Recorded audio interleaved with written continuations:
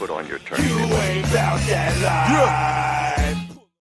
Man, salute. Good afternoon. What up, dog? What up, Chip? What's good, Man, baby? it's good to be back, man. It's good to be back. You know, the people been requesting us, you know, for us to come back live more often. So, you know, it's a beautiful thing to kind of come through.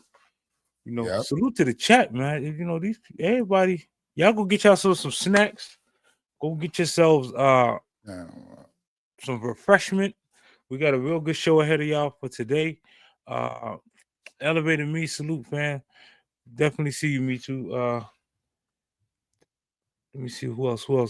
Everybody else, as y'all start to come in, y'all know before we start any show, what I like to do is I always like to pay homage to those individuals who lost their lives.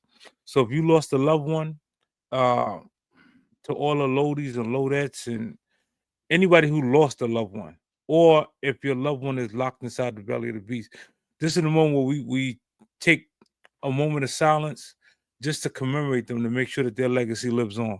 So we're going to take a brief moment of silence and then we'll get on with the show.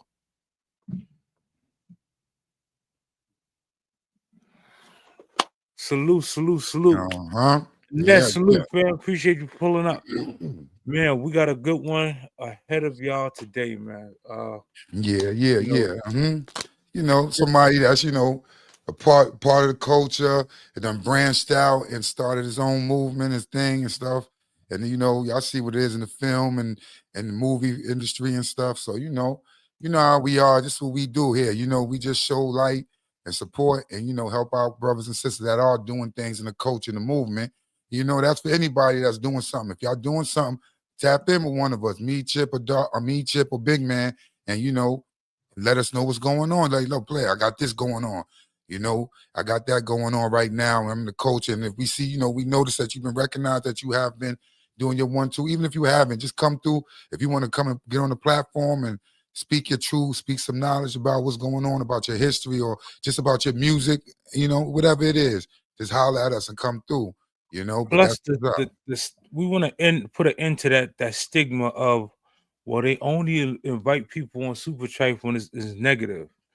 That is not what we're about. That is nowhere near shape, form, or fashion why we built these platforms. These platforms is for us to be able to promote and network globally. Any one of the platforms you see us on, any time our name is associated, we're a whole brand. A lot of these channels, we're business owners, so we have LLCs and nonprofits behind a lot of these this programming. So there's no way, shape, form, and fashion that we always want to promote negativity. Any inspiring person that if you're good at editing and you always want to get into film, this is the person you're gonna want to talk to. You want to chop it up with this brother. Take the time, find out about his films. We're gonna dive into some of the films that he put out, some of the documentaries that he put out. Let me shout the chat out. Tiff take salute, Barry salute, Monique salute. Who else? Jane, I see you, fam. Man, I appreciate y'all for y'all pouring in. Marv salute, Tim Lowe salute, fam. Timmy. Again, we definitely anybody that's doing something positive, we will bring you on any one of the platforms to promote you. We will promote your channel. We'll promote whatever you're particularly doing. If you selling whatever, we'll promote it. We have no problem sharing the love. Hey, Pooh, salute, fam. Again, you know, some of these movies that Victorious is behind. Hopefully, y'all seen some of them. If not, it's a good time to check out his catalog. Man, listen, Ben, I appreciate you because I know one of the hardest working people on the planet. I just appreciate you for pulling up, popping through. You know, that's a beautiful thing. Man, shout out to the people in the bushes too, man. If you're in the bushes, salute to you. We appreciate y'all just as well, man. Dog, you know what? Being that I got you, per se, you know, because you from what I know, you the one nice behind the camera. You are editor. We still need to get you in the magazine and so on and so forth. But if you don't mind sharing with the people, I guess what drew you to camera working or getting behind us filming Yeah, person. yeah, yeah, no doubt. Well, Tim Lowe, what up, baby? I see you. Listen, honestly, before I got locked up, we wasn't really picture takers back in the days. It was like, I used to be back in the day. That's why a lot of those pictures they see of class dudes in the 40 dudes, it was on 40 dudes. You see what I'm saying? A lot of times they really wasn't in the hood like that. Dudes really ain't pull out the camera because back in the days, dudes was doing they want to. So it wasn't really about take pictures. It came on. That came a little bit later. But what happened was some people was a little ahead of the time, which was like, the guy that kind of made me look at it when I was locked up was Ryan. Shout out to Ryan Lowe. You know what I mean? Right. Ryan and Little, R.I.P. Little, you know what I mean? But, Ryan, FA. yeah, that's that FAP, you know what I mean? That's family. So when Ryan, he got locked up because we wasn't on it like that. You might see a picture here and there. Dude might have, whoever had the camera at the time on the block, but when Ryan got locked up, we up in the joint, this like 94, 95. We up in the joint. He came through. I'm like, he got mad pictures. And he got pictures of him sitting on Benzes, because remember, we had them toys back in the day, but a lot of people wasn't really with the taking the pictures of it. Like, you're going to get a camera, then coming outside. That's me cutting out. Huh? Put a one in the chat. Is that me cutting out? Or is that Darkman cutting out? Yeah. Hey, fun, salute. Dave, salute, fam. Appreciate you pulling up. So Real Lodge, I see you, fam. Yeah. Salute to the chat for sure. They out there. I don't know. We might have lost Dark for a minute. Yo, you hear me? Yeah, we hear you. Oh, I thought you said you lost me. I can hear you. You hear me? Yeah, I can hear you now. Okay. I'm trying to find out from the chat. Is it me? Am I buffering? Is that me or is that is that on Darkman? Anyway, either way. So I was sitting there, and then Ryan comes in the spot, and he had mad pictures in the pen. We in green. He's showing us mad pictures he was taking. I'm like, yo. He said, yeah, we just going to get the camera, and I'm just taking pictures. Days come. I'm like, wow. See what I'm saying? Dudes like that was kind of ahead of their time, whereas they was able to see all the stuff they was basically getting back in the day. They can show you like, yo, some people just had the stories or a few pictures, but Ryan had mad pictures. So I was on that time like, all right, cool. That's what I said, yo. When I get home, I'm going to make sure I memorize and memorize all my time I'm out there. Just make sure I make memories and take it and capture it and go. So when I came home, big man, everybody will tell you, like a lot of pictures you may have seen with dudes, like you see a picture with everybody in the Garvey with the RL sweaters on, and everybody had the RL. Some dudes had the RL sweater zipped up together and all that. That was me taking that picture in 99, 2000 and stuff. I wasn't in that. I was just taking the pictures, because I was the one running around with the camera. And I was like, yo, take a picture. Everybody get the guy. I was just taking the moments and stuff like that. So as I started growing, I was doing that. But then, time went on. Then the culture was moving and growing. But we wasn't really, from the John, we wasn't really in it how we was in it now. You know what I mean? We loads of stuff, but they was doing events and stuff. In the time we were still in the streets and doing our 1-2, so events was being held like for Rack and Thurston. They was holding events and stuff. And then when we found out the event was popping, oh, okay, yo, we coming to the events now. Who won't? So we start integrating ourselves into the events and stuff, being that we OGs, you gonna come through and see what's up. So we start coming through, seeing what's up.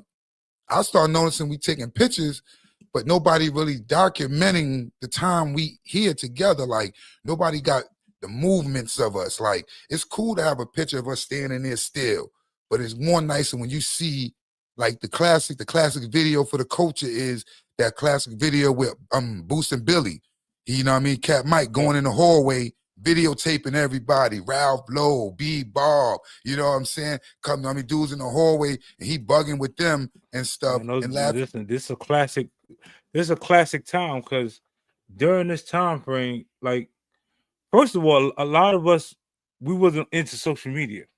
Mhm. You know, our names was our social media. You know, whatever your whatever your name is, it rang bells in the area. So I didn't see a need for social media at that time. When Yeah. I first, came on MySpace and turned around and got on Facebook and all the stuff, this was foreign to me. I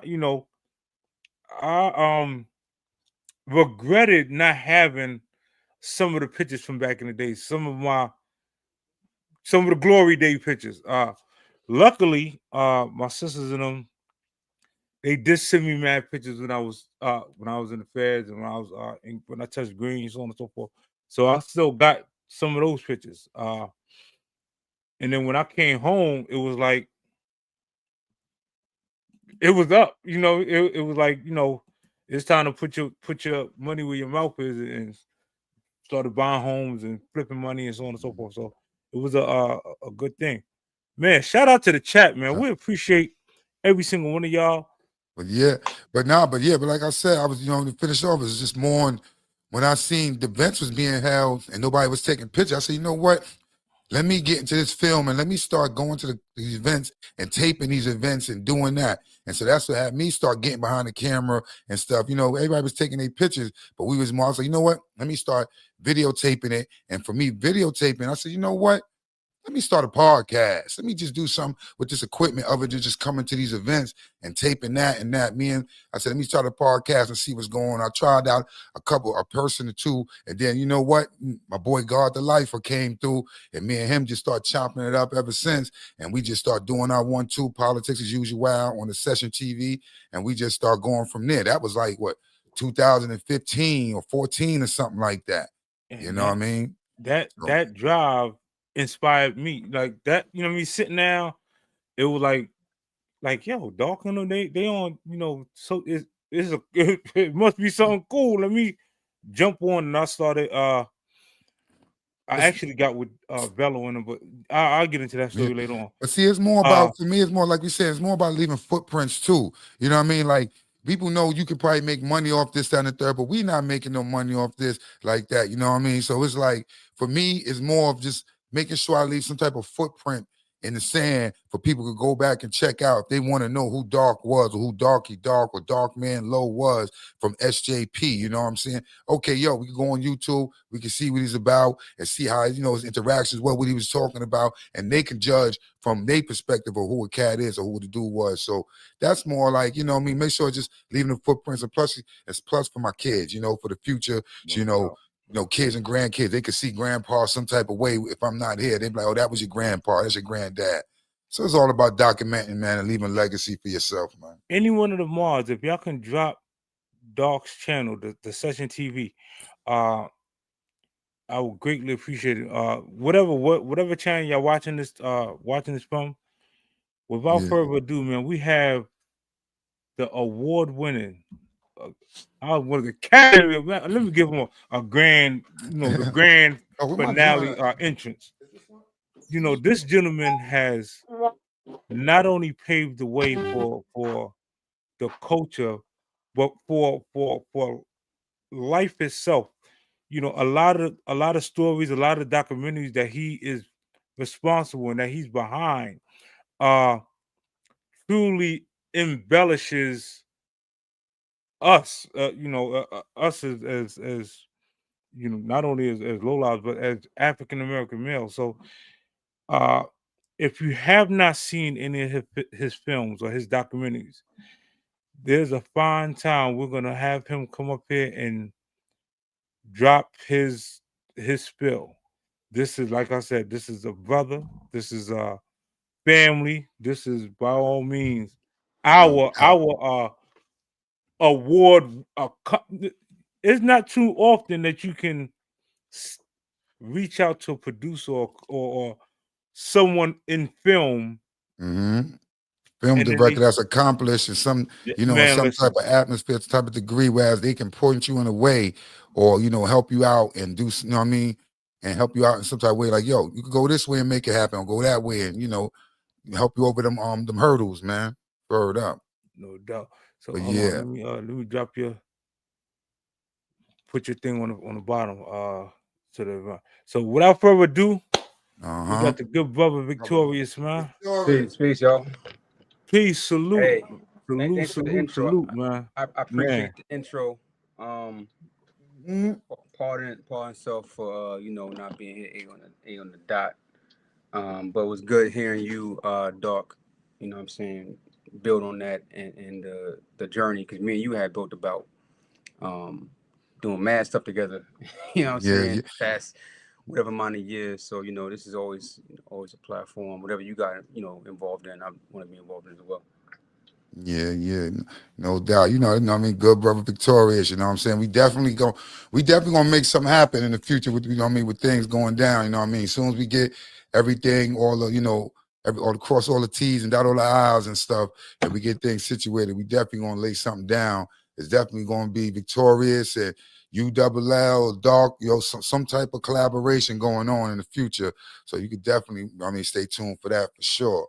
You know what I mean? We definitely need to put our bid in early on the ULL documentary per se. You know what's interesting? I don't know how long ago it was, but Big Man had hit me up on Facebook. Like, I'm gonna call it over a decade ago. Like, I think there was like a URL website or platform or something like that where he was trying to gather everybody in the community. It's like, hey, what do you do? What do you do? And so it's like really long awaited. And it's already cemented. You know what I mean? Yeah, because that was around the time probably when we were just, reaching out to brothers, just seeing what they do. So when we move forward, we can network and we know who doing what. So, we ain't have to outsource and go somewhere else and find out like, hold on, my brother Victorious do that, or my brother D over there do that. Let me link up with them and let's, make it happen instead of going outside the culture, keep it in the family. So we just networking and find out who do what. Because, when you come around, you don't know everybody's skills or what they may do. Some people may be hiding them, but not knowing they can be that editor or sit there, being there, coming through, be a photographer or something for the culture, or sit there and say, I got some connects and I can get y'all some funding for this event, for that event, because y'all giving back for this and that. So, it's just, it's all about that right there. Indeed. No doubt, man. We definitely got some questions for you. Got answers. Y'all smash the like button, man. It's not too often that you get celebrities to come through and we gotta listen. We're gonna appreciate ours because at the end of the day,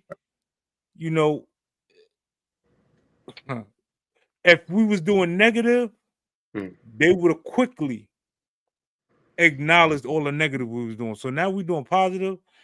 When a brother take it to another level, film, once you get into that realm, you got a foot in the door. Just like a meow for me. Like where it's at, we in.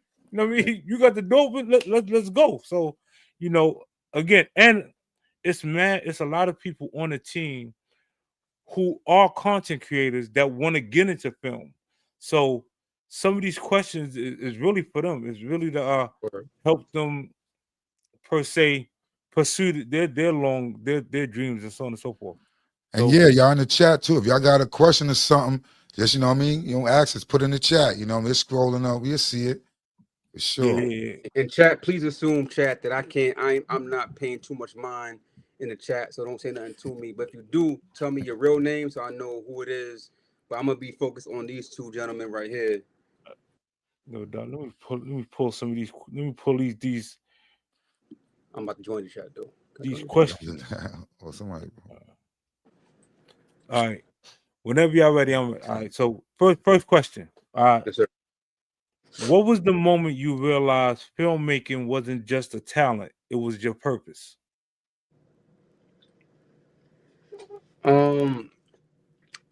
I would say that honestly, filmmaking, I don't know if it is my purpose. You know what I mean? I like, I'm really talented at it. It does pay here and there, pays some bills, but I have so much different creativity. Like I do music as well. I don't know, but I can tell you when I start taking it seriously. I can tell you that. Okay. I had a short film that I did 2016. It was called Love Seat. It was like a 4-minute silent film. And I already had did 2 films before that. One of them was called Dirty Hearts. And Dirty Hearts, Okay. they had my brother Uni was in Dirty Hearts. Beck Dirty had Hearts. a small non-verbal role in Dirty Hearts. My man Dello was the star of Dirty Hearts. Angelo Salazar from RBC. So one fellas was already down, you know what I mean, with my beginning in the film joint. Anyway, so boom, my third film, Love Seat, I showed it to somebody who I ain't gonna say they a hater, but they just that one friend that's gonna be super critical for no reason and all of that.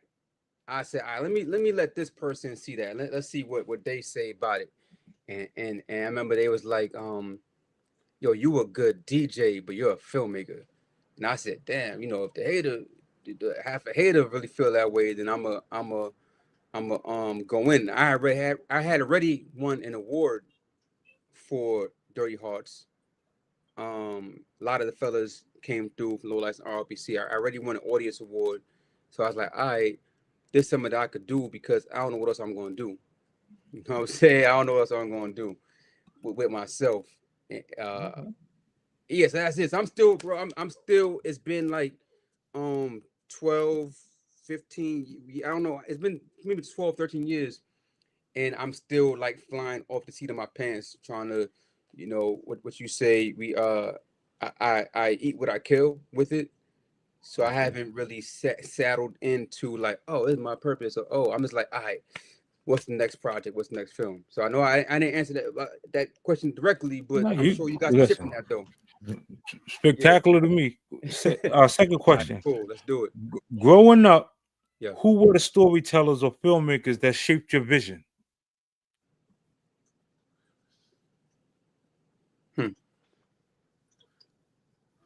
All right. Was you who was like what you did? Was you like a guy who you know Like was Donald like when you Goin? watch a Who? movie?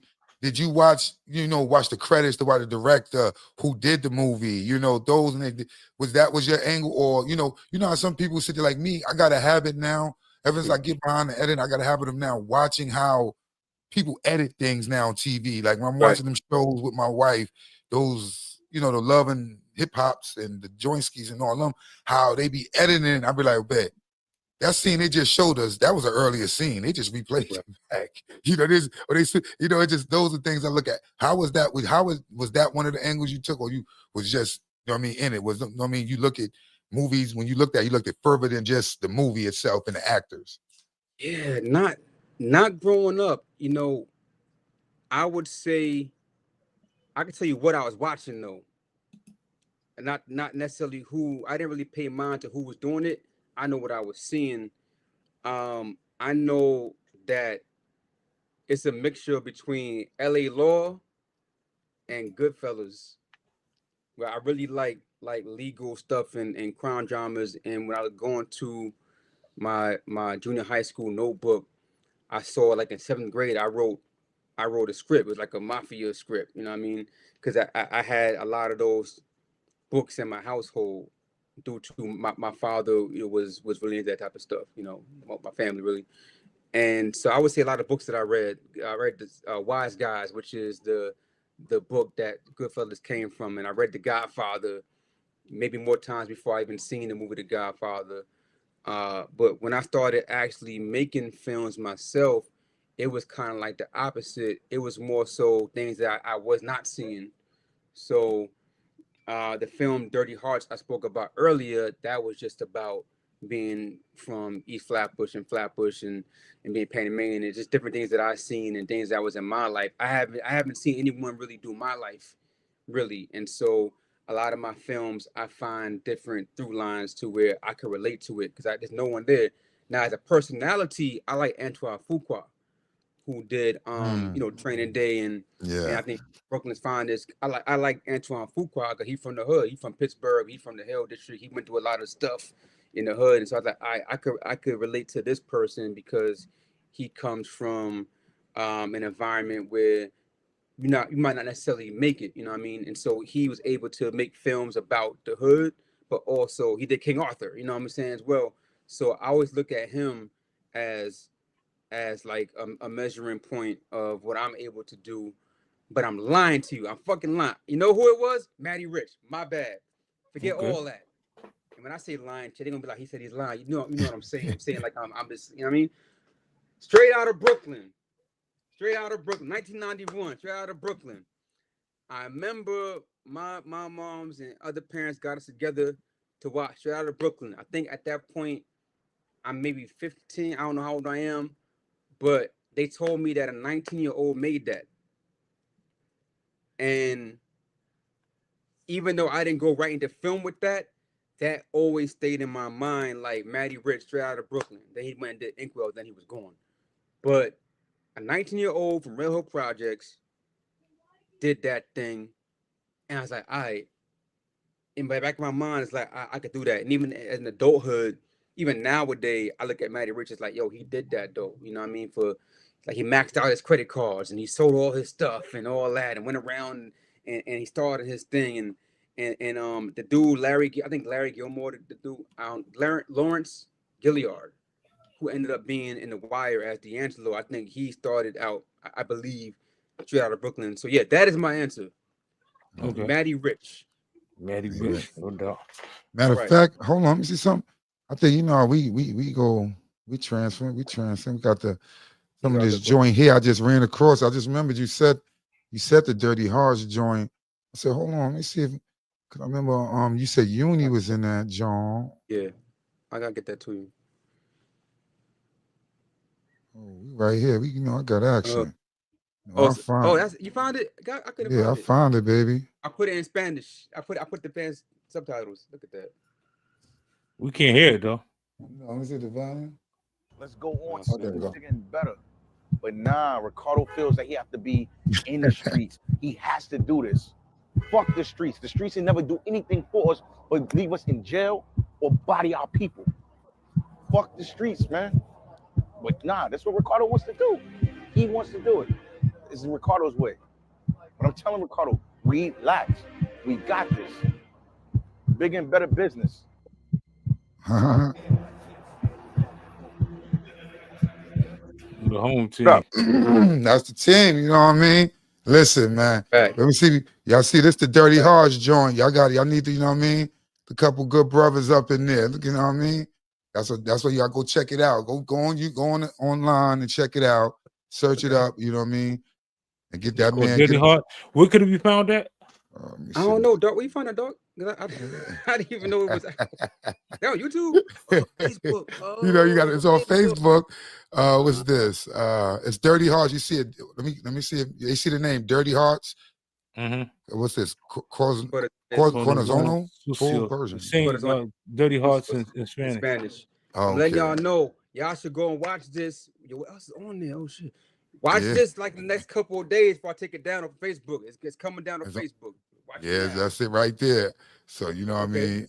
So I that joint, I don't never watch that joint. And whenever I would go to different regional film festivals, and when we say regional film festival, we mean not like a big one, but it might be like the Brooklyn whatever film festival or the Gary, Indiana, whatever, blah blah. Anyway, so I always have to walk out watching that piece right there is a little bit too it's too much for me. But that's your baby. Well, not even that, bro. Like it should be it be just be like real life shit. You know what I'm saying? It'd be like it don't come from like nowhere, you know what I mean? It don't come from like I just had a dream one day. It'd be like real life, you know what I mean? And I take parts of myself and friends and all that and I put it in the thing. And I just recall whenever it would be screening, I would have to walk out. I probably little dust in my eye, little gangster tears, something like that, because these is real people that's not here no more, or the dedication that I had. So that scene right there, it was so Uni's part was Uni talking about how he's trying to tell his brother to get out the street. So and he dies. We saw I think like Beck actually kills him. So he dies, and then they gotta go check it out. No. So there was a whole season, but I didn't get to do it all season. But that episode, what you see is that he's just trying to just like reconcile the fact that his best friend just got killed. He's trying to let her breathe, and now his girl's like, "Yo, you slowing up money? Like, what you doing? Like, go ahead, handle that." He's like, "Yo, I need a minute though." You know what I mean? And the whole film is about like him trying to reconcile with the idea of revenge. I think the tagline was "Revenge versus redemption." Because for me, a while ago, revenge was a heavy theme for me in my personal life, and just like how there's some people that understand and some that don't, how it feel like to have revenge as not just an option for you, but it be an obligation or a burden for you, right? And then if you can't even get it, then what happened? Where does all that shit go? You know what I mean? So that's what that was about. It's pretty heavy, right? So I was like, I Yeah. don't like Yeah. about that shit. You're But right. people You be don't like, get no yo, do revenge. part two. Where all that anger gonna go? Where's it going? Right. That's a You know, fact. you gotta let it go, let that well, if you can't let it go, right? So that's what that film was about. I The got, first award I got, and I definitely got a couple of your films, or a couple, not only your films but your documentary. So, one question for you is, a lot of your work you preserve stories that America tries to forget. Why mm, is it important to you to document these moments? Oh yeah. these No. are not that I'm surprised, but these are good questions that have me think a little bit. I just bought some time with that one. Because you did. So You like got two more. You got two of them. Well, I'm like I'm three. from I'm from East Flatbush. You know what I'm Okay. saying? Um, and that's that's a name brand within our community, but within the world, it's not. And so for me, when a lot of people see, like I did the film, I produced the film about Yusuf Hawkins, right? Mm-hmm. Yusuf Hawkins, obviously, that is a person whose name rings bells because of this that tragedy and how it just shaped society. But Yusuf Hawkins, before he was living in East New York, he was from Clarkson. He's from Clarkson and Rogers. You know what I'm saying? When I heard down, like, oh snap, Carson Rogers, Jackie Robinson also lived on Tilden in the '50s. You know what I'm saying? So for me, the Easter egg is always going to be some Flatbush shit, and whatever I do, it could be a great thing. But it's like when I grew up, knowing that Special Ed lived, you know, in the neighborhood, or his grandmother lived like down the block, whatever. I remember that pride, right? Or UTFO is there, and this one is there. You know what I mean? And find out Prance lives over there from Jiggy. There's that pride helped a lot of people in my era just like, you know what I mean, get through. And so I wanted to be that for people in my community as much as possible in the film game. And so that's that. Also, I consider myself to be revolutionary, right? Right now I'm a revolutionary artist. Tony K. Bambara said that the job of the artist is to make revolution irresistible, right? And so at this point in time, I ain't finna be throwing out no Molotov cocktails, nothing like that. It's not what we do out here, right? We follow all the laws over here. I'm Yeah. Supertrife and PAU and locked in. That's what we do. We follow laws, right? You know, so in this day and age, I look to find how could I make my contribution through art, right? Even if it's a love story, how could it be a revolutionary love where it's just something that people need to hear about, need to witness? So it's kind of like making my mark, making my mark in the world in a way that I never thought was possible. But seeing that, I think especially after doing documentaries and helping families um, reconcile with their loved ones who might not be there no more, or the whole controversy with the Yusuf Hawkins Hot 97 thing, you know, just find like, damn, so we just doing things that's just like changing things. Wait. And You said you just yeah, you know, you just keep on like wanting to do things like that, and people look at me and be like, "Hey, help come aboard with this project." The only thing is that these are not the most commercially lucrative projects, right? And so there has to be a way to find a balance, right? So you and I talked about a couple projects through the years, and it's yeah. all about, well, what voices are not being heard right now. And to your Mhm. earlier point, when I was in the waiting room, what what you gonna leave behind, You know what I mean? As long we don't know if the internet gonna be forever. We thought a lot of things will be here forever. We don't know, but as long as the internet is here, and DVDs and CDs and all that, then our words are gonna be here. These are our time capsules, right? And then when people look back at 2025, those who made that content will be the ones that's living forever. They gonna be like, oh yeah, I know this was a great show. They must have did this show, Session TV, whatever. That must have been the biggest show ever. They don't know none. They just see, wow, 1,000 people watched it, and that, you know what I mean. So again, a lot of my shit is I'm from East Flatbush. I feel like a forgotten town within Brooklyn, and marginalized and hated by some for different reasons.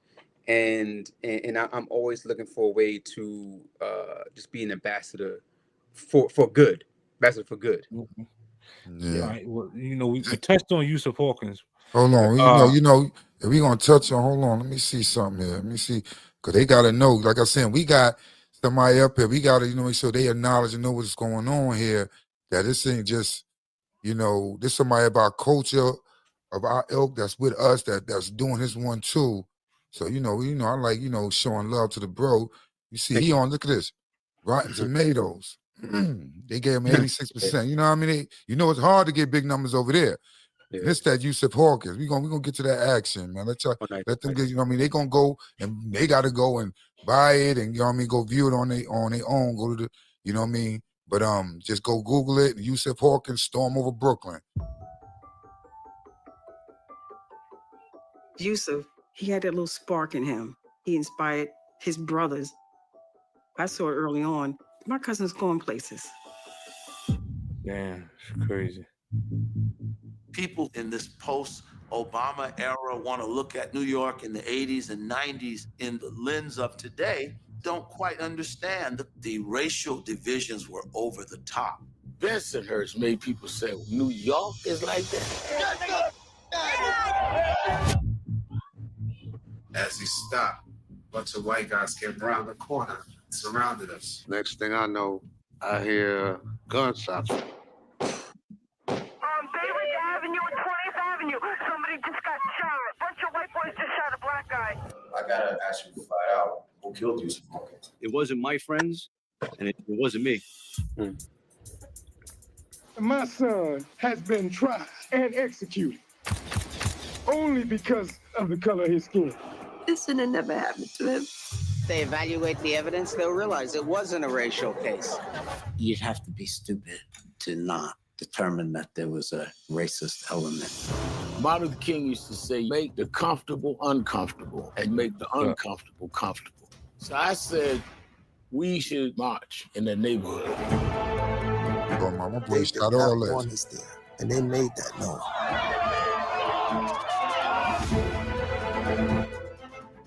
It's like unbelievable how people acted out.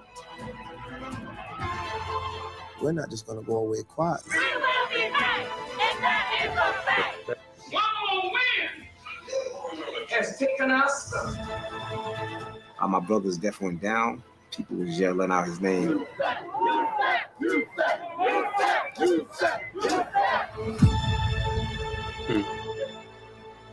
That's what's up. That's what's up. I hit a million streams in a couple of weeks, whatever. That was really big. The trailer did. I was really proud of that. You know what I'm saying? Yeah, that's what's up right there. Listen, he shot all that, everything you just saw, except the old footage. We know that. You know what I mean? Yeah. I didn't shoot it. Well, I shot some of it, but I produced it. I didn't like it. Yeah. Yeah, I'm saying, look, all associated with that. His name is associated all with that, and that's what's going on. That's what you want to be. You know what I mean? Listen, you're a part of that. You know what I mean? That's history right there, for sure. That's a fact. I got another one for him then. Here we go. Digging for Weldon Irvine. Weldon Irvine is a genius. Many people never knew. What drove you to bring his legacy to the forefront? The reason why I did that one, a friend of mine, my man G. Clef, was a friend of Weldon Irvine, and at that point, I had just did the film "Love's Dirty Hearts" and "Love Seat," and I was looking for my next thing. I was trying to do a documentary about a street organization from back in the 90s in my neighborhood,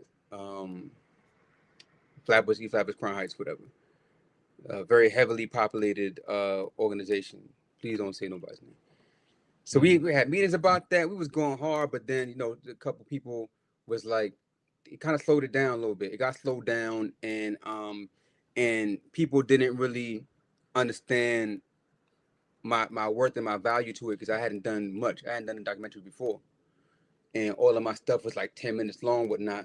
So it became a thing like, oh well, my man do for real though. Oh, my man gonna do it though. And it's like, man, you know, because all I wanted to do really was, I was trying to recreate the thing they was doing uptown, the DVDs. I was trying to do like the rich and poor DVDs. I was trying to do that for Flatbush. Again, it's gonna be, I'm a little bit too Flatbush, you know what I mean? I was trying to do that, but then luckily, fortunately, that kind of faded out because they didn't believe. And so when my homie said he knew Weldon Irvine when he was living and was close to the family, I felt like, that might be an easy way in for me to do a documentary, because he knows the family. And I found out about Weldon Irvine. I Googled, and it was like one website you could find stuff on, and I found that he did all these things. Like Weldon Irvine taught Q-Tip from A Tribe Called Quest how to play the keys or music theory. He played on Umi Says with Mos Def. He was a mentor to Mos Def and Talib Kweli, and he also wrote the lyrics to Be Young, Gifted, and Black with Nina Simone. I'm like, damn, how I don't know this guy's name. And then I go to record stores and nobody don't know who he is. And I'm going to the old record stores with the old man back there, but no one know who this guy is. But he put out 6 records and had all this influence. Nobody know who he is. And I'm like, man, you know what I mean? That's kind of messed up. And then I found out that, you know, he died by suicide. And I'm like, well, shit. Yeah, you know, I get it. You know what I mean? So that all drove me emotionally to do the thing, because I just know what it feels like to be forgotten about, or maybe not mentioned in the folklore of something that I helped create, which is, you know, that's why this show right here exists, right? You know, the same things. Like, man, wait a minute, y'all talking about, but y'all don't know who I am. What? And he's got, you know what I mean? So that's just part of it. So I think that everybody could probably relate in some facet to that story. And I felt like I'm gonna do it real quick, maybe 4 months. Then everybody gonna take me seriously as a filmmaker. And it took 4 years. You know what I mean? It took 4 years. I mean, because it ain't what I thought it was gonna be. And from that, I was off to the races. You know what I mean? But that won like 10, 12, whatever amount of mad awards. And I got to interview people like Q-Tip, and at that point, then the pandemic came, and then it kind of slowed me down a little bit. But that was why it was easy access, and I felt the story. You know, suicide is a big thing to me. I have a few friends that died by suicide in the past, so it's always been like a topic that I care about. You know, if I could say, you know, my man Jerome died of suicide. You know, Master, you know, Born, Sam, my homegirl Kiko. So, you know, it's always been a thing for me. So that was that story. All right. Get to the bag with our Skyzoo. Hip hop coaches pull up entrepreneurs. What message were you aiming to send with this documentary? Yeah, so I was going to get this right. Jackie Robinson, get to the bag. Let's get that right. But yeah, with that, hold on. Let me see something. You know, y'all know I got the joint. Let them get a little taste of that. What's going on? They got to know. They got to go check it out. Go search it. You know what I mean? Dig it for Weldon Irvine. Let me see. Yeah. Hit the like button. You know what I mean? So yeah, definitely touch the like button. You ain't gonna get not too many platforms gonna be able to bring you filmmaking entrepreneur Academy Award winning superstar. You know, listen, all we doing, he was a part of it, has something to do with it, doing this one too. So listen, this is we here to promote him and let them know, let y'all know what's going on, especially, you know, like we saying, somebody that's doing film or doing something that nobody know about, and then we bringing this to light. They're like, oh, I ain't know. Oh, snap, I ain't even know. Yo, homie did that. Here it is right here. Now show him support and go watch and stream his work. Mm-hmm. About to play the Weldon Irvine joint. What is this? The artist himself Hmm. really define his purpose and function in terms of what he's doing, and he might have to get to really know himself for the first time. I probably first heard of Weldon around that time, the late 60s. I heard of Weldon because he was always talked about in serious terms. Weldon's style was quirky to some people. But man, Weldon was hearing some stuff. He just separated himself from everything until he had those things, the knowledge of how to orchestrate music and the love for music, and then how to use it properly. With the best musicians, there's no line between life and music. Music is life, and life is music. To be able to exchange and speak that same language with a musician and kind of honor and respect it, no matter how haphazard it could be. Still in all, wanting to put forth that effort to have that language, and Weldon instilled that in me. He was like the dude in the neighborhood that they all looked up to and they all learned from, and it was like a school that they all went through. He was always thinking about the whole view of the organization, and it was beyond me. I was just trying to learn how to play the drums. I just remember his demeanor, which was focused. That's all I can say. Focused and really serious about what he was doing. He was saying that the times change, the music changes, but it's no less authentic. Weldon claimed that he was doing rap before I did my King Tim III. I said, well, I don't know, you was doing spoken word, well, you was not rapping. No, I was rapping. Weldon being on keyboard and being in the crowd eventually evolved into this transition of Weldon on the mic. We didn't know he was this famous musician, this famous composer. He was a friend, and he would bring his son everywhere. And so I remember Weldon Jr. I believe in you. I'm gonna be a hard ass, but I believe in you. And in the end, it's gonna all work out. He goes, yo, I'm so sorry about your dad. Like, I can't believe he killed himself, blah, blah, blah, blah. And I'm like, what? Yeah. That's another one. That's powerful right there, man. Listen, go check it out. Go stream my boy joint. If you can't go, you don't know to go on his page. You know what I'm saying? He got the links. You know what I mean? Go check him out, man, for sure, man. Thank you. So to answer Chit's question, and I just want to say with that last film, rest in peace Bernard Wright, rest in peace Casey Benjamin, two people in that clip that they passed away.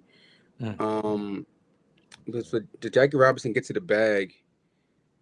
So with that one, my management came to me and it was like, Fox Sports, they need a project about Jackie Robinson that's never been done before to touch a new audience.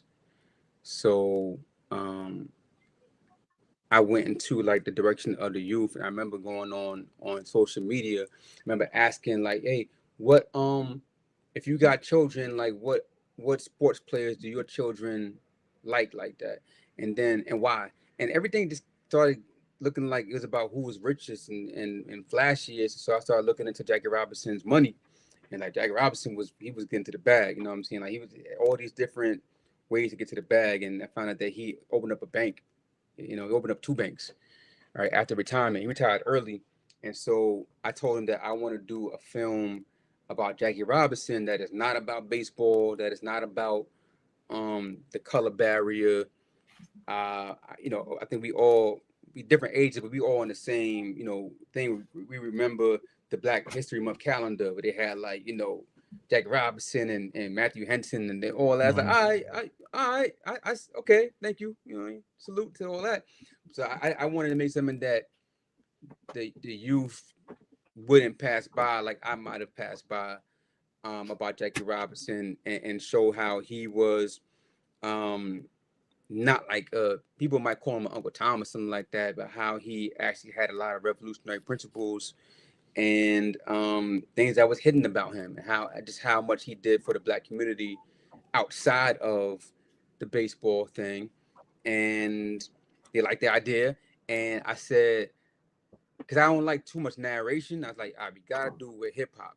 So Skyzoo is a very good friend of mine, and Skyzoo is also a ghostwriter for a lot of big names. And so I was like, all right, boom, what if I get Skyzoo to rap in the person of Jackie Robinson? So Sky gave me like 4 songs in the person of Jackie Robinson telling his own story, and which it hasn't been done, before. I think it was a good idea, and he smoked it. And with that, I was like, how else could I bring it more to the people?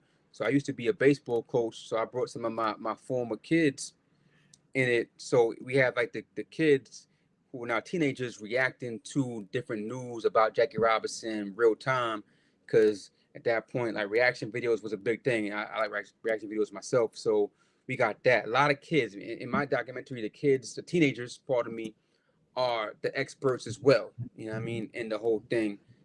And with that, we had to go and to, is it Tilden or Clarkson? In the 50s, where Jackie Robinson lived before he moved to Connecticut. We had to go in front of that crib, represent for the hood. Went to my, where I'm from. I don't say the block. It was in the 30s though. Just to bring the cameras out, whatever, into my street. I'm from a back block. It's one a one-way street, pretty narrow, and people was like stopping and looking to bring it to my hood. That meant a lot to me. You know what I mean? Just to, what's going on here? You know what I mean? So now I also had to bring it to Ebbsfield. You know what I'm saying? Because we love Ebbsfield. We don't get into politics, but we love Ebbsfield, right? So meet in Dark next door to Ebbsfield at Medgar Evers College. So a lot of us, we just like, oh, you gonna put a project right here? We gonna be right there. So able to hire people from there. I got my man Funk, my man Syfe helped me out with getting inside and getting on a rooftop and stuff like that, getting location permits signed and everything. And I told him, like, hey, we're gonna do Jackie Robinson, we gotta bring it to Ebbsfield. We gotta show him like what Ebbsfield is nowadays. This is where you can still see home plate, right? And so we got the drones. We got the drones to go Sullivan, McKeever, Rodgers. You know what I'm saying? It's like showing put on for the hood. And so now people who might not have known, who live in that area, or the greatness that original the greatness of that place. You know what I mean? I feel like just bringing that glory back to where we from. So it's always going to be about how could I find a way to bring the glory back. You know what I mean? Because it ain't for me. You know what I'm saying? It ain't a glorious business and shit. But if I could take the glory out of it and bring it back to the hood, so that was very important. And then lastly, that got me the opportunity to write a screenplay for the Jackie Robinson Museum over on Barrack Street, and I'm proud of that. So that's what's up. That's what's up. And it's what Jackie Robinson, it was what he wanted. He wanted to tell that story. Because he had a movie out about him in 1950 when he was alive. He starred in it. And he was bad, like that. Bad like that. Like Jackie Robinson. I think I did see a movie with him in it, and it be bugging me out because I'd be like, yo, that's Jackie Robinson, but he's playing in the Jackie Robinson joint. It is a documentary like that out with a movie, black and white. Yeah, black and white. Before Jordan played in Space Jam, like Jackie Robinson, he did a lot that other sports players never did before, and this just kind of some of them doing now. Like he retired early. They wanted to trade him to the Giants, Polo Grounds. He said, nah. He retired early, but he sold the news of his retirement. Like, so everyone found out through a magazine. He sold it. Like, you know what I mean? That you got to pay me for that. Like, that's like you would say LeBron levels type of thing. So he was an ill dude, and when he wrote his book, he wanted to put more political stuff, financial stuff in it, but it's like, nah, keep it to the baseball. So I sit in peace knowing that I told the story that he wanted people to know, not just about me playing baseball. You know what I mean? Because he was so much greater than that, and I never knew that. But now I know. So I'm learning a lot of stuff right now. Like, man. y'all can watch that joint. That's on YouTube and Tubi and Let me and see. FS1 Well, sometimes. you know, and you know how we do. You know, give them a little YouTube, promo. Yeah. Let me see. Let me wet they whistle a little bit.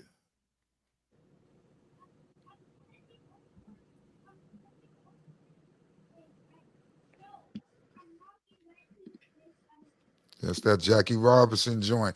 Get to the bag. You know what I mean? Go stream that. Our cameras visit Ebbetsfield, Brooklyn. There you go. Becky connects for a home run. We all know the story of how Jackie Robinson broke the color barrier in baseball. Jackie wallops a home run into the lower left field stand. What he was able to accomplish on the field. Robinson led the Dodgers to a pennant in his rookie year. He was the National League's most valuable player. This is the story of Jackie Robinson that you don't know. Take it upon myself to speak on my unspokens. For every barrier set and the ones broken. Ebbetsfield uniform, made it where my home is. Where the unthinkable went from the unnoticed to every eye in this country channeling one focus. Sight set on me, but let me breathe. Deep enough to put my anger in a bottle. Smile at your disgust just to repeat it tomorrow. And Ricky told me, Jackie, you just turn the other cheek. God gave you two for a reason. As much as I believed them, the red that they turned from these heathens would make a lesser man want to beat them. But proudly I walked on this field that they told me I was too dark for. The history of my cleats brought me an encore. And you can't erase history ever. The hate that came with the winds was all sticking together. Still in all, none of that was new to me though.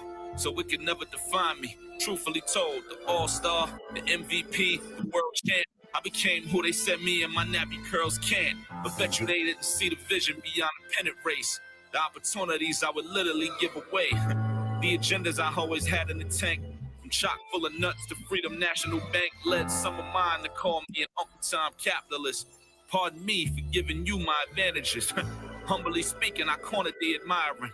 Made them pay me just to look at my retirement. 50K then, 500K now for every intended K that I hit into the crowd. A life that became sweet as an afternoon of jazz. Scars on my knuckles from them ceilings made of glass. Rep 42 forever, right?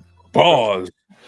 Yo, so I forgot that Skyzoo was actually born in Ebbetsfield and was raised there for a few years. So it was all synergy. And I had Sky because when I left music business and DJing and all that for film, Skyzoo was like the first person really to embrace that. So it's always good to adapt with your friends when your friends want to adapt. And also don't forget the ones that help you with that adaptation. Some people laugh. Everybody didn't believe in the shit, bro. You know what I mean? That I was doing. People wanted me to do. I got a whole lot of the old Victorious would do this and the old Victorious would do that. And you change when this happened and that, da da da. So with him, I told Skyzoo he will always get the bag from me because it was very. I started in my mid-30s, you know what I'm saying, with film or early 30s, something like that. So it's that shit's scary, you know what I'm saying? It's like, oh, what the fuck am I going to do? I don't have a degree like that. It's just like, what I'm going to do. And when people who are in the business, they say, yo, filmmaker, come over here, or take my picture, and shit like that. That really do a lot for me. So I try to pay that forward, but I never forget. It's like my first joint, I had Life That Came Out to the joint, Asia. Fucking Nuff came to my joint. Shit. Now I got Lennox came to my joint. Damn, I have to say everybody's name. Hey, y'all, I can't remember everybody's name that came to the joint, but a lot of the team came to my joint, which is why I won the award. You know what I'm saying? I got the audience award because everybody came through. Rakim came to my joint. Oh man, I'm forgetting the brother starts with a V. Pardon me. It's a dread, but. But the whole point is that dudes came out to support, and you got pay it forward. But I really appreciate because it's one of the reasons why I had to kind of step away from community in a physical sense because I had to go out and get the glory to bring. You know what I mean? So like one of Chip's words earlier is like just. I don't want to be seen as separate than, you know what I mean? It's just like whatever I could do, whether it be sharing knowledge or say, okay, well, I know one of them is doing this, you know what I mean? And so people could look at that as like bring esteem for everybody who either they want to call their own path, You know what I mean? Kind of like our dog did and Life did with this whole platform. I looked at it like, all right, well, they carved their own path and shit, right? And that's why I had a bone to pick with you. I didn't get on the show for like 3-4 years. I'm like, yo, get me on the show, right? Because I saw it.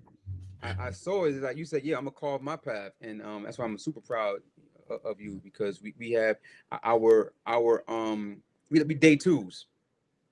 We ain't day ones, but we day twos. You know, and we try to figure it out. Like I said, I met Victorious way before I met most of these people in the culture, because you know when I came home, like you saying, you had to get to the bag, and y'all saying, you know, you had to leave community sometimes. Sometimes it ain't about leaving; it's about, you know, going off to do what you gotta do for yourself to come back and maybe, you know, bring back some good and help out the brothers when you come back. So that's basically what I did. You know, I had to go to school. I didn't want to be in the streets when I first came home, because it wasn't really clicking like it was when I came home. And you see dudes doing they want to, but is you reading in jail and you understanding what money's about and what things supposed to be being done in your life. You start seeing, okay, I understand y'all getting that little money, but that ain't the money I really want right there. I see it's bigger things, it's more things in life. So that really ain't where I want to go down that path again. Yeah, I did some crazy stuff when I did come home to get to the point that, you know, but you got to do what you got to do sometimes. But I didn't let me say, this is all I'm going to do.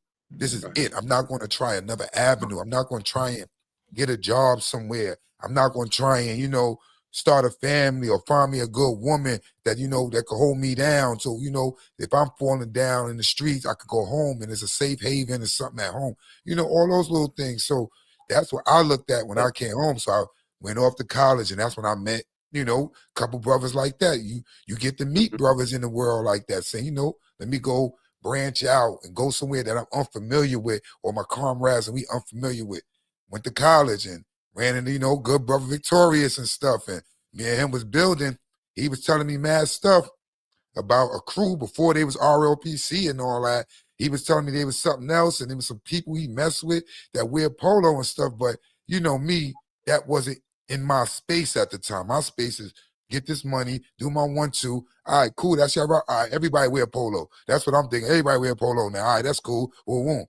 But me not knowing he was going to be he affiliated with brothers and sisters that basically became brothers and sisters to me now later on. Word. What's up? Definitely. I got this one right here is history. This is history, y'all. The Orangeburg Massacre documentary, right?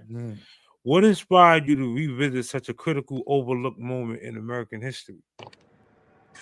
With that one, so at a certain point of your career, you start doing enough things, and people, they just make the phone calls to you out of nowhere. So with that one, I had a brother named Edmund Washington, who down there, he from Brooklyn, he from Park Slope, and he owns a chain of barbershops down in Charlotte, and then he got something going on in Houston as well. So he had hit me up because he saw Yusuf Hawkins, and he actually funded or helped to fund one of my short films a couple of years ago, a romantic comedy I did called Exit Interview. So we had a little bit of a business relationship, and he funded it because we had product placement. So they also have like hair brushes and stuff like that, you know what I mean, from the barbershop. So we did a little product placement deal, and then he came to me and said he wants to really get fully into the business, and he had heard about the Orangeburg Massacre, and he asked me to produce it for him. And producing the project pretty much means that you have the idea that the director or the writer or whoever has, and you just make shit happen. You just make it happen, whether it be you hire the crew or you help them develop it. It's your job to make the thing happen. And so that was not my idea. That was something that he brought to me, and I said that's a pretty interesting idea. It's about the state troopers in South Carolina in a small town called Orangeburg, which is maybe about an hour or so away from Columbia and all that. they opened fire on campus. It's a HBCU called South Carolina State. So they had opened fire on students who lit a bonfire. And bonfire, for those who don't know, like it ain't like they were trying to burn nothing up. Bonfire is like the fire, you go around, you might sing songs. It's 1968. You know what I mean? It ain't a Brooklyn thing. We don't do bonfires in Brooklyn, but That's a fact. but I you know, I spent some time in California. That's a big thing. Other places, but down out there is that they were just trying to integrate a bowling alley in town. Because after the Civil Rights Act of 1968, that town still did not desegregate the hospital and the bowling alley. They was like, nah, we ain't doing that. So these students just wanted to protest that on campus. Police came through. You know, they always the play is always someone threw a bottle. They always want to say someone threw a bottle. That's they always want to say that. It's like he had crack on him. They threw a bottle. You know what I'm saying? Always that excuse. And the officer, I thought I got shot by the bottle. You know how they do.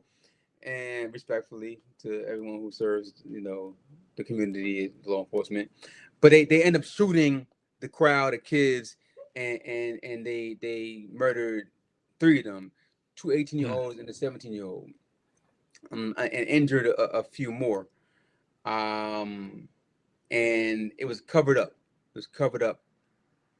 For those who study, even like on an amateur or loose basis, civil rights era in the 60s, you'll notice that South Carolina history is never talked about, or almost never talked about.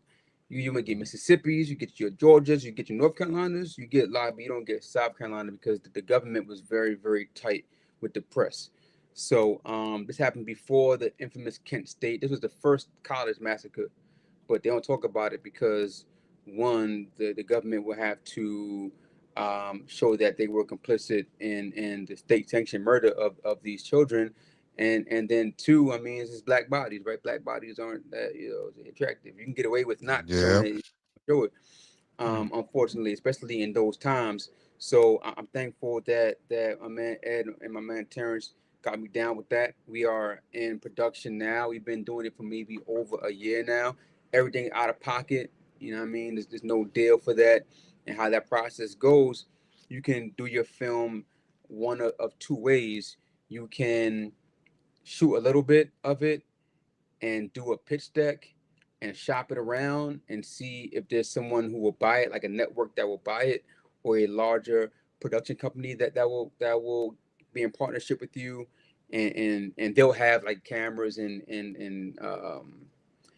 what do you call it, workforce, staff, and they can and they have relationships with the company, or you could do it yourself from top to the bottom, from knowledge to born, and try to sell it or license it to a company, or I guess the third one would be you just sell it yourself, right? So back in the day would have been like a DVD, something like that. But nowadays you can sell it direct, you know, video on demand, something like that. So with this project right now, we just like the long haul, and we're doing it ourselves. We at Orangeburg. Look up the Orangeburg Massacre. Yeah, listen. That's one of the questions involved in that is the survivors. You know, their family members. Let's just say, were they hesitant to really deal? You know what I mean? Because you know that's a crazy time. That's like you said, covered up and all that other stuff.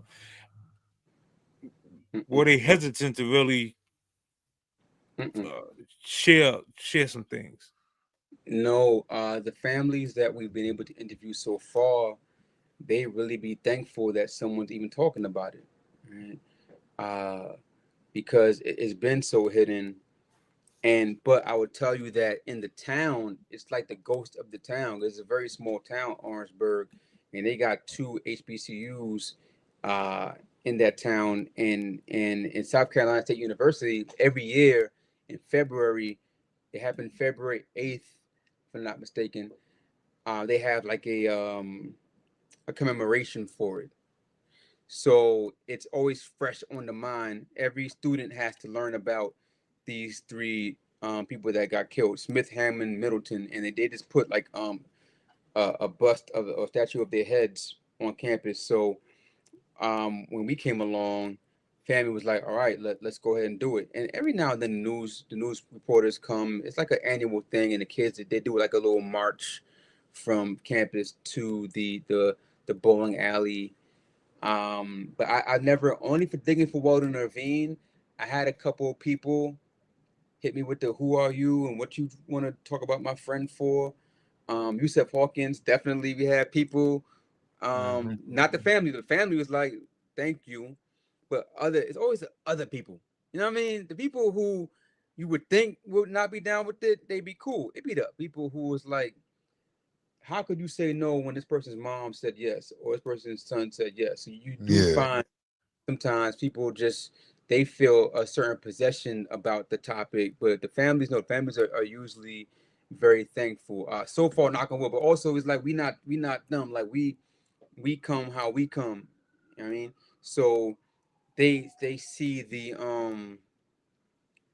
the personality we come with, they see our warmth and they see that we're honest and everything. So I can't say it'll be the same result with everybody. You know what I mean? Because you got to come correct now. You got to come correct. Yeah. Because there are people might say no to. You just got to come correct. It got to really be in your heart. You know what I mean? Ooh, that's a Now, if you question. don't mind, we got a few questions from the chat. It's some I don't people. know, Yeah, they been pouring a question. We kind of saved them, so I could go back and grab them. One question is, how do you stay grounded and motivated when life's challenges seem so overwhelming?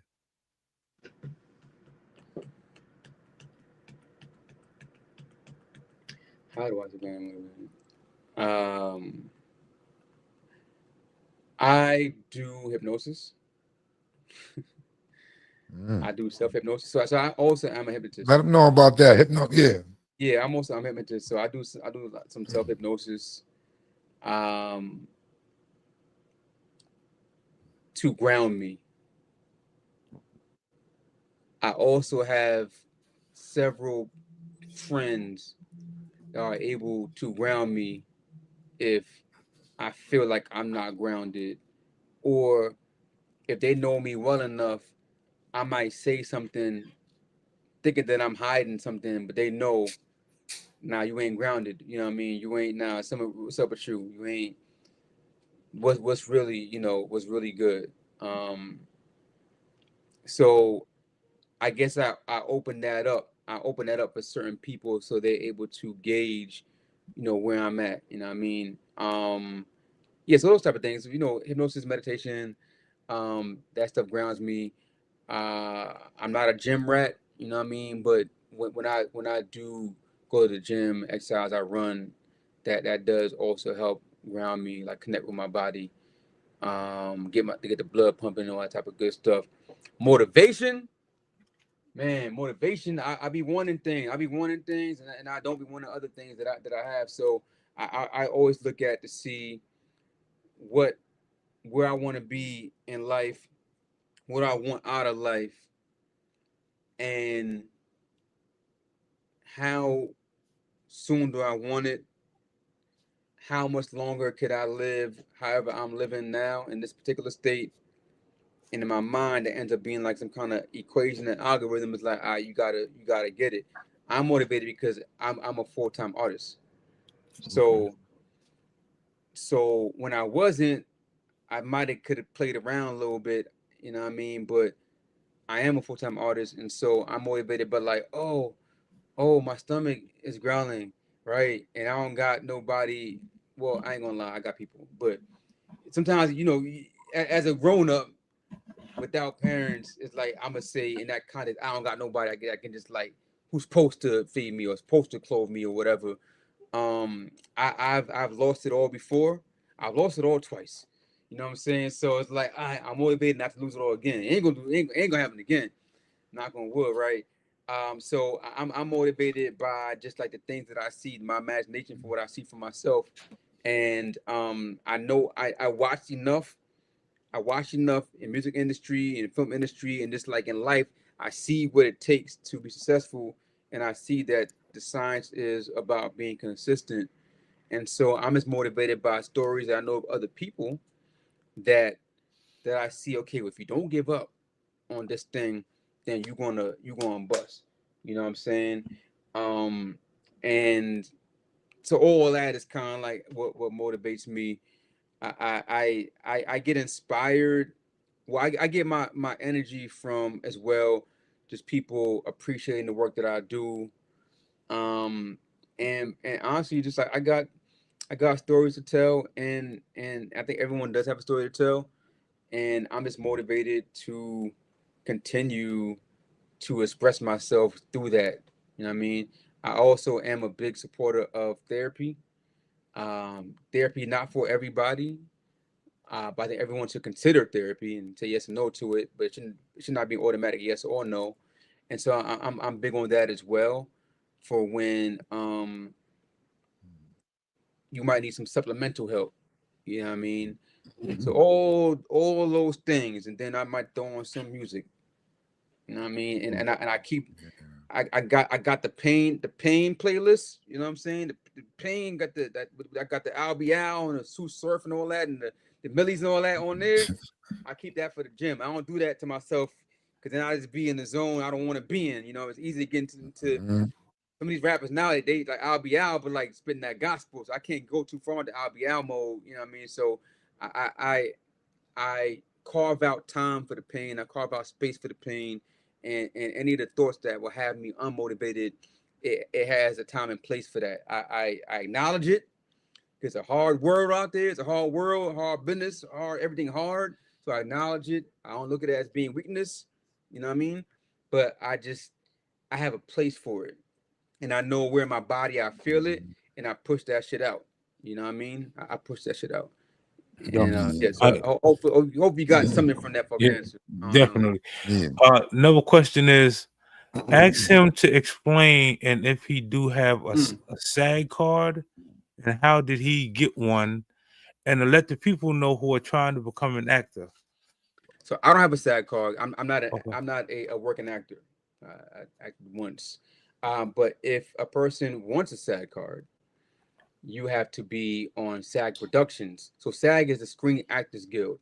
It's a union that basically keeps things fair for actors. So I can talk about the other end of that. My last scripted film was a SAG production. So for me, I had to hit up SAG and be like, hey, SAG, I'm an independent filmmaker. I want to do a SAG thing. And they tell me all the guidelines that I need to have in order for them to give it the yes. Now, anyone who is in my film, they get pretty much credits towards that.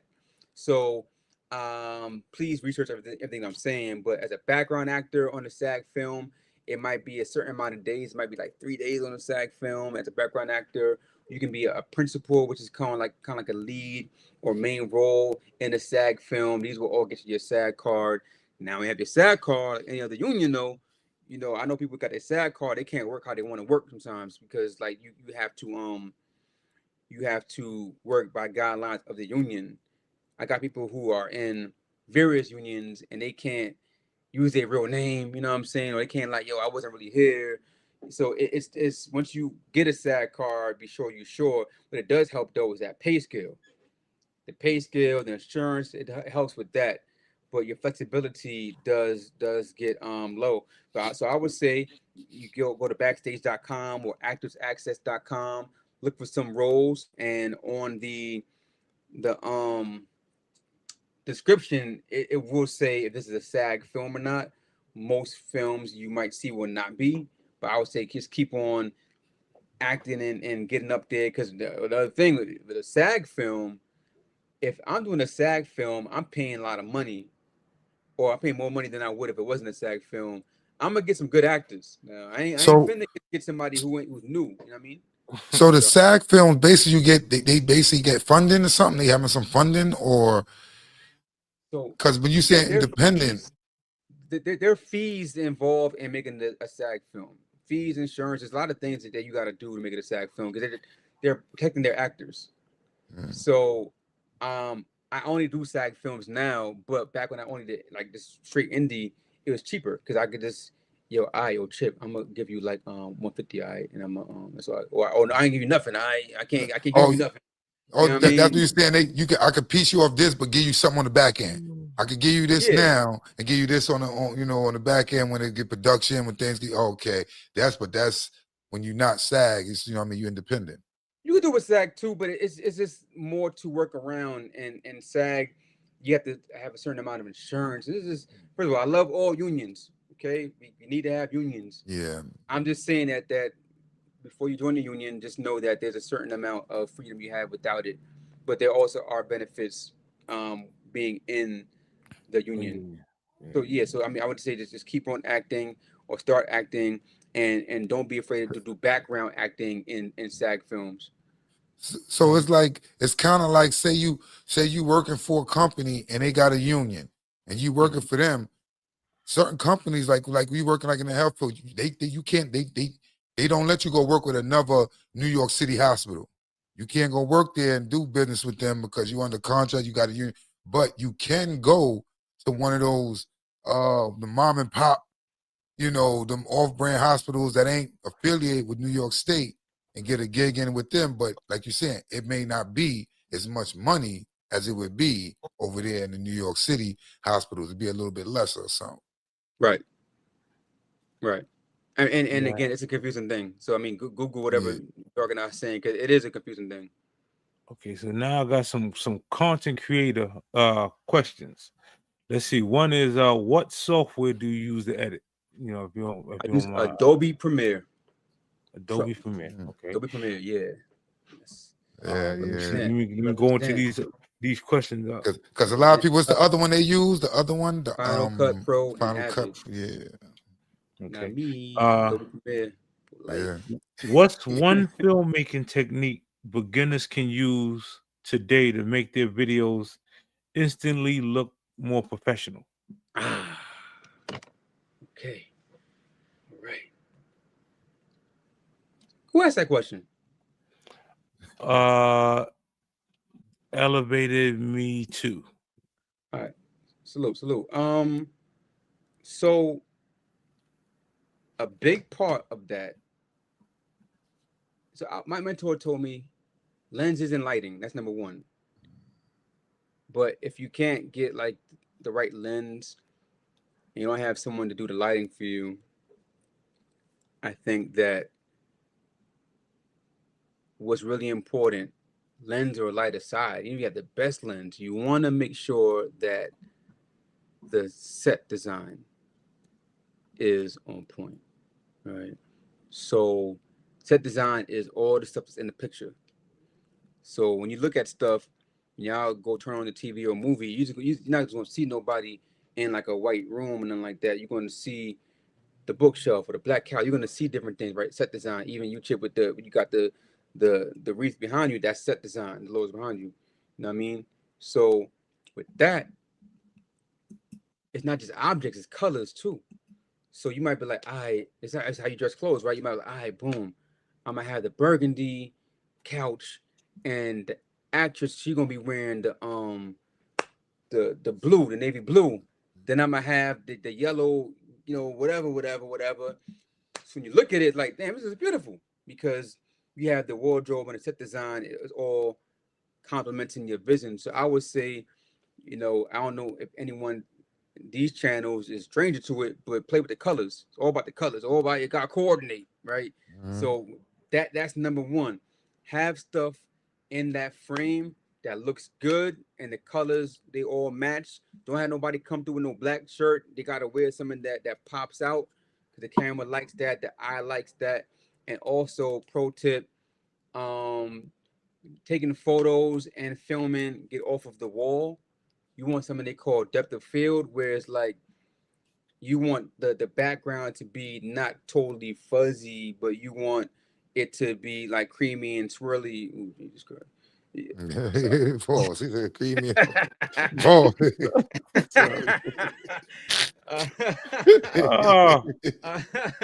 But no.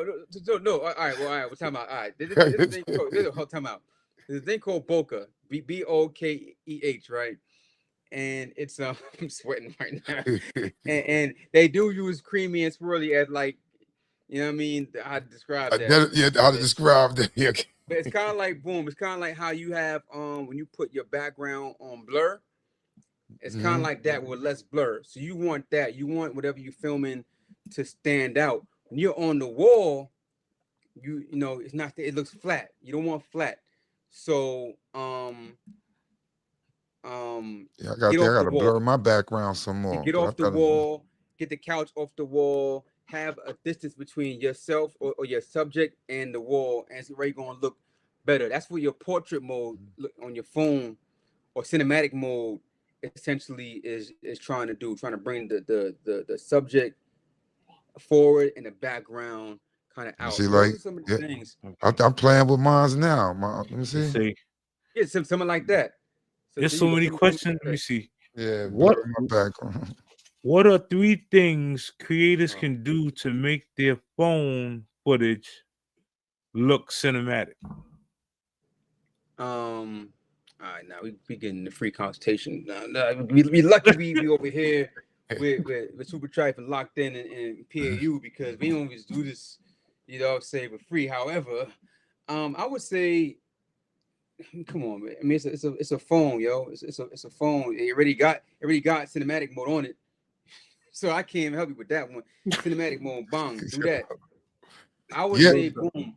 Everybody got these phones. They understand. They phone do everything like a camera. If you want to start somewhere, use your phone. You got that phone in your hand.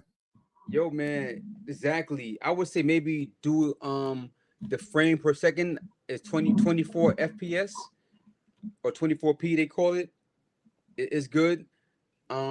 Makes it more cinematic, but cinematic mode. You be all right. You know what I mean? That's one thing you can do. I mean, anything else, you can get like a stabilizer for your phone. It could be either like a physical one that might cost like $20-$30, or you can get the actual motorized joint that you can do like this. It won't move, or be smooth movements. That's 2. Cause we said we're gonna get people the answers. We got one more answer I'm gonna pull out.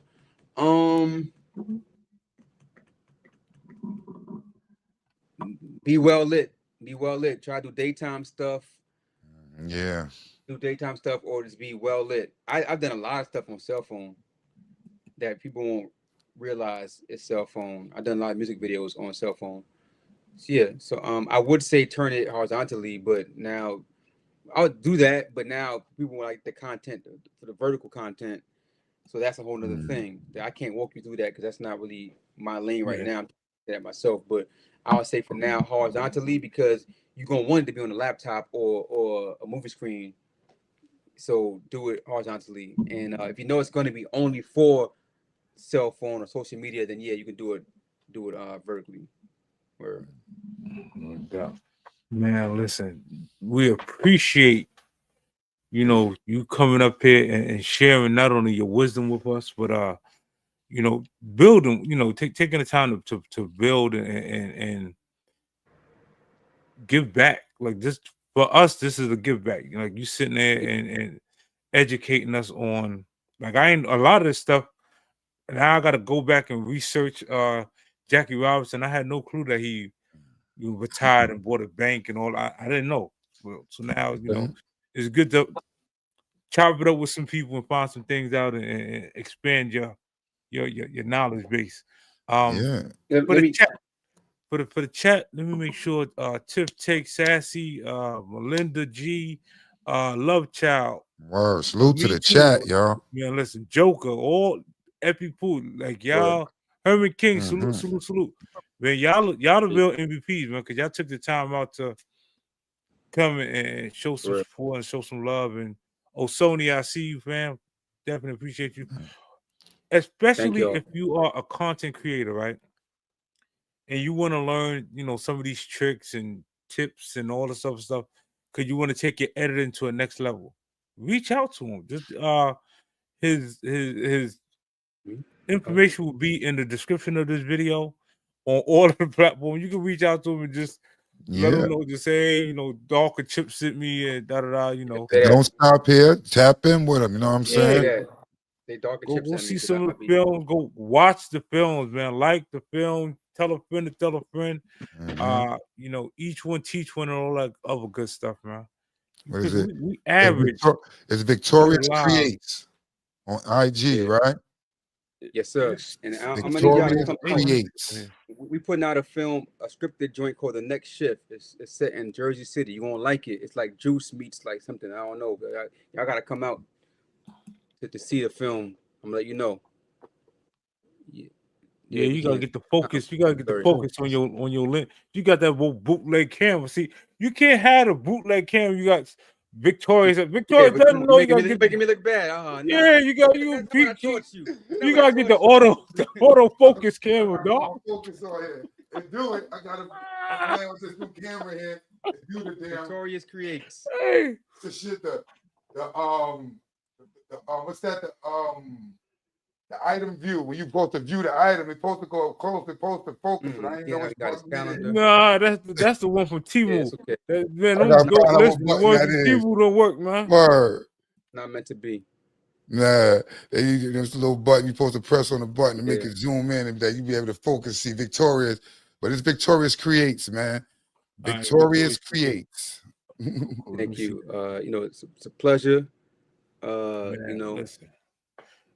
Is there any projects that you would like to shout out? You know, that you got coming up that you want, you know, us to keep an eye out for, so on and so forth. So I'm a producer of a film called Sunday Dinner, and it is a reunion documentary about the movie Soul Food from 1997. So we doing that's happening. Don't know when it's gonna come out, but that's happening. Also, again, the Next Shift.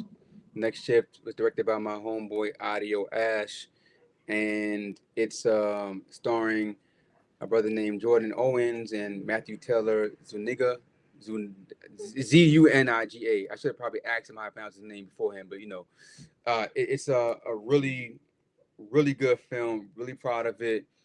That we're gonna do a screening in December, so I'll make sure that you and your audience know when and where to pull up. I think we're gonna be showing it in Brooklyn. We're gonna get a movie theater, and really excited about that. Really excited about the Next Shift. All right, now for the people who just come into the chat who don't know, if you and Doc could just let everyone know who y'all are, where they can find y'all at, or drop all your information, so on and so forth,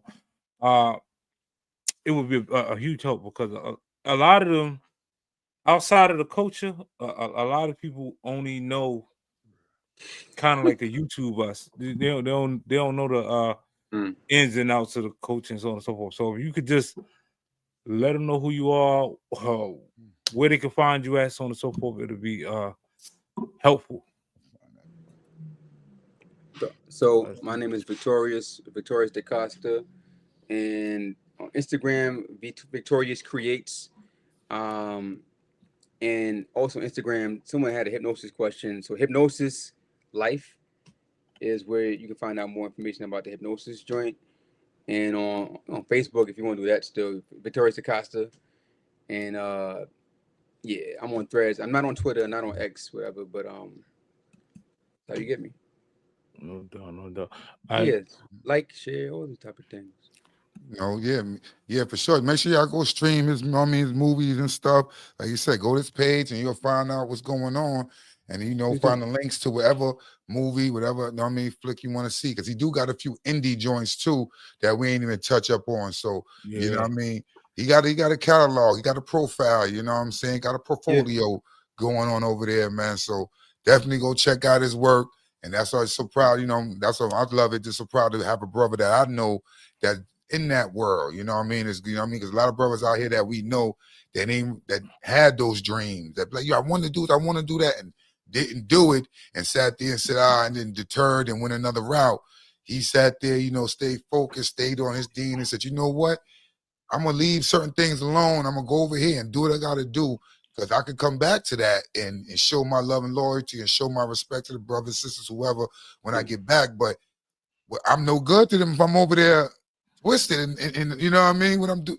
Let me go out, Go fish, go get some food, all that. Do what I gotta do. Go learn some skills, some trades. Then I could come back to the team and like, yo, this what I'm doing over here. This what's up.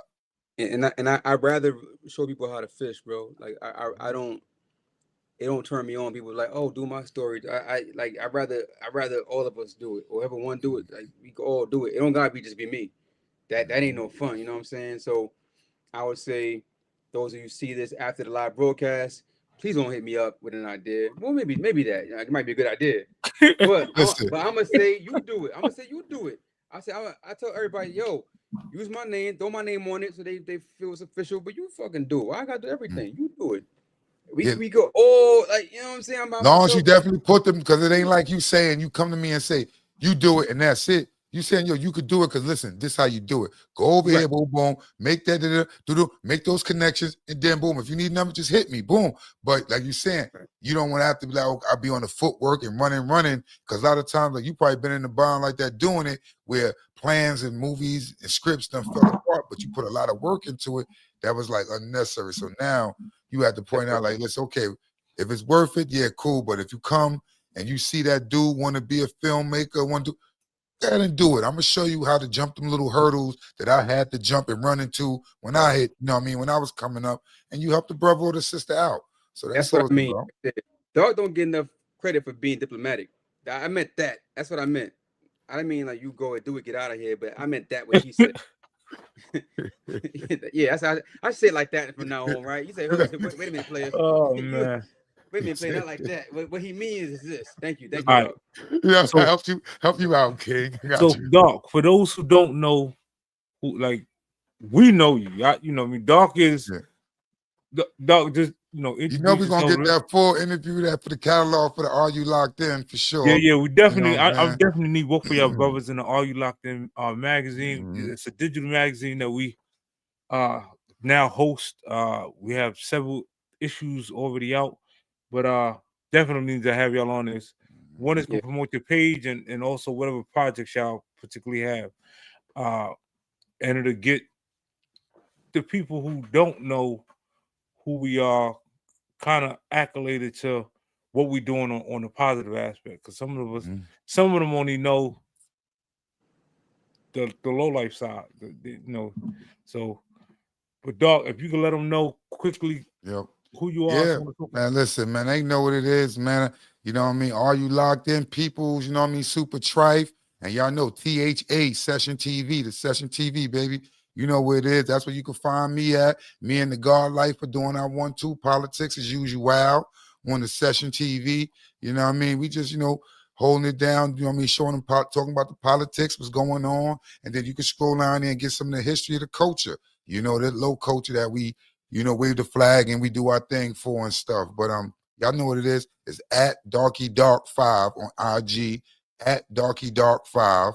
You know what I mean, on IG, and then it's Dark and Lala on TikTok.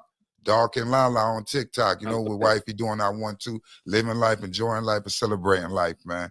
Y'all know what it is, man. And y'all know where y'all could go get that merch, man. Make sure y'all know www.universallowlives.com. www.universallowlives.com. Get that merch, man. That's what we do. You know what I mean? And man, we got to advertise it. March 21st, 2026, the Low Vest shoot is going down. Come out there. It's for our brothers and sisters we lost and the brothers and sisters that's locked up in the belly of the beast. So you know what it is, man. Come out, show the love and loyalty, and let's pay homage and remember them and, and honor them and how we supposed to. You know what I mean? So that's March 21st, 2026. The location gonna be the same. We're gonna let y'all know everything where that's at, but save the Garden date. House, 1386 St. John's Place, Brooklyn, New York, 11213. We there. We're in the building. In the building. I'm definitely gonna be in the building. We'll be there for sure. We'll be there for sure. And I'm also a DJ. Let them know, dog, when I throw a party. Oh yeah. When I DJ, when I throw my parties too, let them know it's a vibe. Yeah, he definitely had a nice little woo at the last joint, nice little vibe and whatnot. So yeah, he definitely DJ Victorious. What is it? DJ Victorious? What is it? Yeah. I mean, these are Victorious. I mean, because he was just up there doing his 1-2, and it was also that what's that? It was a white girl in there doing her thing too. The skinny, it was a skinny white lady. My Rev Love. I'm not sure if he identifies as being white, but Rev Oh, okay. Love, I mean, she looked like on she. Nation Sounds. Nah, she did her Okay. thing. My home with Steve Vassell. Yeah, have a little DJ crew and yeah. Yeah. They was getting They were busy in in there. They was doing their thing. So Anybody yeah, who wonders, yes, they were in there, Okay. and it was safe. It was safe. It was safe. Yeah, it was a cool environment. You know what I mean? And it was in Brooklyn. It's right there on Empire. It was right there on Empire. Flatbush. It's going to It's be. That's what it's going to be. Coming into the holidays, just know, you know, my YouTube family, when we taking this abroad, I'm going to TikTok. They done messed up and monetized me over there. I'm gonna have reggae hour every it's gonna be reggae hour on TikTok, and it's going. Listen, I got some dub plates right now that I can't wait to. Where Hustle Man at? Hustle Man, you know, me and Hustle Man, we're gonna have a clash. We have a big sound clash over on TikTok. On TikTok, get it in. You know, we're gonna get it in, man. But man, listen, it's definitely been a great live. We appreciate each and every single one of y'all for pulling up and coming to show love. Victorious, we definitely appreciate your time. Likewise, thank you, my brother, man. We got some work to do, man. Because like you said, we coming. There's some things we need kind of put into fruition like ASAP. So listen, we had somebody on the team to help out in that department too, but messing with Chip, you know, we had to let him go. Messing with Chip, you know, this individual decided to go AWOL. That's what we call it. Go AWOL. what dishonorary discharge from the military. they you know ran him up. But yeah, we definitely gonna link up. Like I said, we got you. We gonna work. Don't worry, we gonna get some work in together. You know that. We got So what day can I lock you brothers down for y'all all you locked in magazine interview? You know, because the people want to know. They asking me, they hit me on the phone. They want to know when can they expect y'all issue to come out. For me, ASAP. Okay. See, he got this week, so we gonna get on this week. I'm here now. for that. I'm here for that because I seen the episode with the homie with all the tape, the mixtapes and shit. And okay, yeah. I said, all right, come on, man. I need to get on. You know what I mean? I want to get to joint. You gotta get back this show with the books you reading. Show some of the classic albums and stuff. Yeah, and listen, we will tap into the some of the films. Yeah, we're gonna have a time. It's a whole vibe. Yeah. Plus, anytime somebody come up for the All You Locked In magazine, us as a platform, we have a presentation for them. Where we throw some things together for you per se. So I want things. Yeah, it's a blessing. You know, for all of those, happy Thanksgiving, all that other good stuff, man. If we're not live prior to, let me see. This is Thursday. Thanksgiving is Thursday. I mean, we ain't ready to do nothing. Probably do something Wednesday. What's tomorrow? Wednesday. We gonna talk. We gonna have to talk tonight and tomorrow to see we do something on Wednesday. Get live on one. Give them a pre Thanksgiving show or something. You know what I mean? Yeah, again, for all the individuals that are ill, or if they lost a loved one, or anything of that nature, man, just know that we here with y'all. Y'all legacy will definitely always continue to live on. Preem, what up, fam? We see you. Preem, another real good brother, man. You know, salute to all the individuals that really always come through, man. Beyond a shadow of a doubt. This has been epic. You know, this is a classic one here. All right, Epi Pooh, good looking. I mean, subscribe to that Dark and Loud. Yeah, whenever y'all listen, good looking. We definitely follow back and subscribe back and watch your content, and each one help one and all that other. Plus, being in film, being accoladed with some of the actors and some of the producers and filmmakers and so on and so forth. It gives your channel the opportunity to. You might want to interview or so on and so forth. By all means, reach out. You know, these is to us superstars, but you know, average and ordinary individuals that's willing to help, that's willing to definitely help your platform grow. So let's make it happen, y'all. No doubt. Word. Salute Dog, like you man, said, I salute the appreciate you, chat, man. You know what I Definitely. mean? Listen, you know how we do, you know what I mean? We ULL, baby, you know what I'm saying? We hold each other down no matter what. Oh shoot, almost forgot. Y'all tune in to iHeartRadio this Wednesday. Myself and Brother Doc, we were approached by iHeartRadio, and we went up there and really did the culture well, per se. I'm honored to have been interviewed by them, per se, and able to share our life story with iHeartRadio, and that's going to premiere this Wednesday between 6 p.m. and 8 p.m. I'll drop the exact Was it radio the link in the podcast and all Beat that. Radio Show? Absolutely. It slipped my mind, but yeah, shout out to Big Fence. that good brother, that good Fence. That was definitely a dope situation, man. And we appreciate the alley-oop. Right. Y'all stay close, man. We going far, man. We going to the top. I promise y'all. Yeah, baby. So yeah, you know what it is, man. It's definitely a good one. So y'all know, man. You good, Chip? Good. Yeah. That's, we were an hour 47 minutes. So yeah, we about to get on the road. You know, we could keep going. We start building on other stuff, but we I we just good. seen the hour. I just seen the hour clock. If I go any long, I'm gonna be on the couch. Yeah. Absolutely not. Word. I'm right on the couch now. I'm about to pull it out. See, I'm in a different Absolutely location in the not. stool. So Word. But on yeah, that note, man. y'all Salute be the to best Victorious you coming out, possibly man. be. Dog, take us out, man.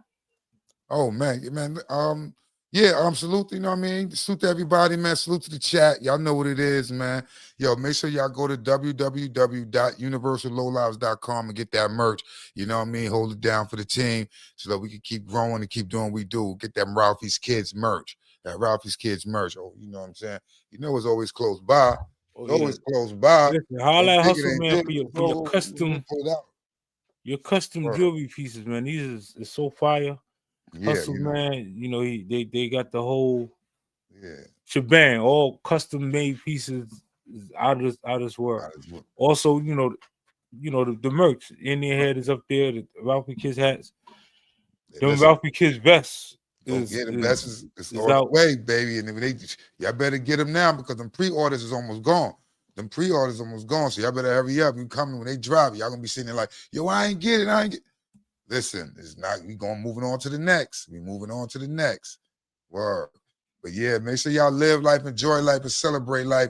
Keep doing y'all want to, man. Keep prospering, keep growing, keep molding and doing your thing in life, man, and living life, man. You know, for sure, man. And on that note, man, we appreciate every single one of y'all, man. Salute.